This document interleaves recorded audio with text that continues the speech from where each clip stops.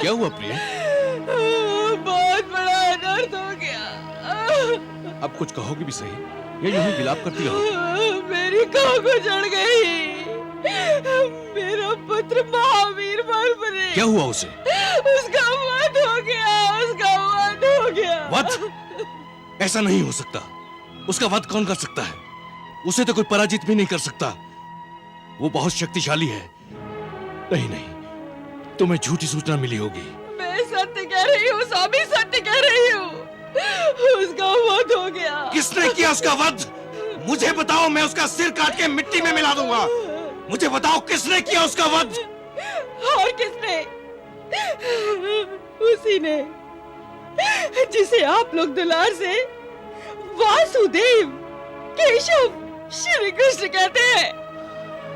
नहीं नहीं, वो कैसे कर सकते हैं उसका वध? उन्होंने तो तुमसे हमारे विवाह का आयोजन किया था। वही तो हमारे पुत्र के जन्म का कारण है। वो तो बर्बरी के जन्म से अत्यंत प्रसन्न थे। उन्होंने ही तो उसकी शस्त्र कला की भूरी भूरी प्रशंसा की थी, उसका मार्गदर्शन किया था, उसे गुरु विजय सिद्ध सेन के यहां भेजा था। वो कैसे कर सकते हैं उसका वध? तो मैं झूठ कह रही हूँ क्या? मैं ये तो नहीं कहता, किंतु ये भी तो संभव है कि तुम्हें कुछ भ्रम हो गया हो। मुझे कुछ भ्रम नहीं हुआ है। मुझे जो सूचना मिली है वो एकदम सत्य है। मुझे अभी तक विश्वास नहीं हो रहा है कि वासुदेव ऐसा कर सकते हैं। लेकिन ऐसा हुआ है। ऐसा ही हुआ है।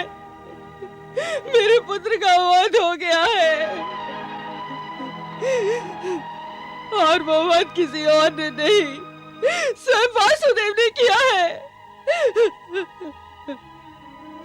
जब तक आप वासुदेव से मेरे पुत्र के वध का बदला नहीं लेंगे, मुझे चैन नहीं पड़ेगा।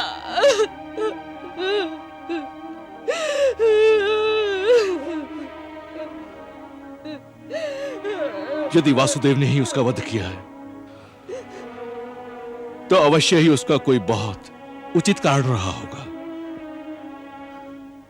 हम उनसे किसी अन्याय और अविवेक की अपेक्षा तो कर ही नहीं सकते। आप ये क्यों नहीं कहते कि आप में वासुदेव का सामना करने का साहस नहीं है? मौरवी! उन्होंने मेरे पुत्र को पांडवों की अनुमति से मारा है। यदि आपको आपके कुल वाले मेरे पुत्र से अधिक प्यारे हैं, तो आप यही रहिए। अपने पुत्र के वध का बदला लेने मैं जाऊंगी। मौरवी! रुक जाओ मौरवी! मौरवी!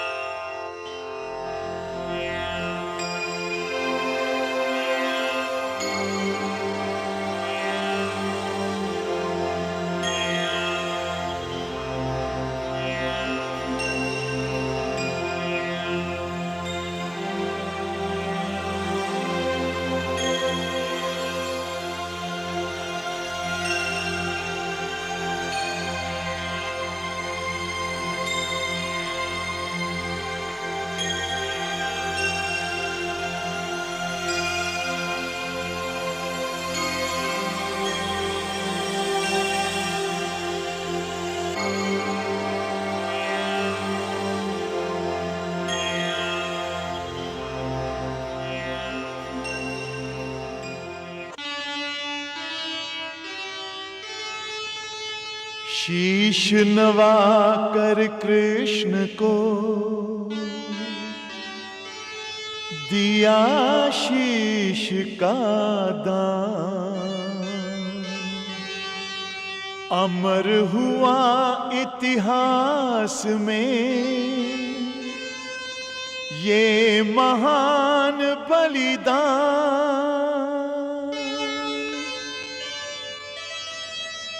इस अपूर्व बलिदान का निकला ये परिणाम, बर्बरीक है अब अमर, नाम हो गया शान।